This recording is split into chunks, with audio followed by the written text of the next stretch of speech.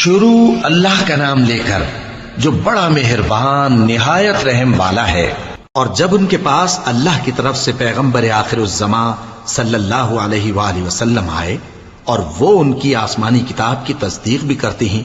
تو جن لوگوں کو کتاب دی گئی تھی ان میں سے ایک جماعت نے اللہ کی کتاب کو پیٹ پیچھے پھینک دیا، گویا وہ جانتے ہی نہیں، اور ان چیزوں کے پیچھے لگ گئے جو سلیمان کے عہد سلطنت میں شیاطین پڑھا کرتے تھے۔ اور سلیمان نے مطلق کفر کی بات نہیں کی، بلکہ شیطان ہی کفر کرتے تھے کہ لوگوں کو جادو سکھاتے تھے۔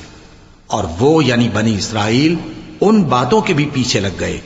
جو شہر بابل میں دو فرشتوں یعنی ہاروت اور ماروت پر اتری تھیں،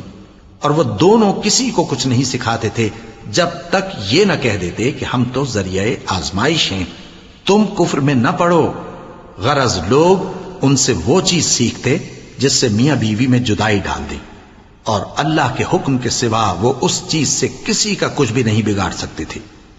اور کچھ ایسے منتر سیکھتے جو ان کو نقصان ہی پہنچاتے اور فائدہ کچھ نہ دیتے،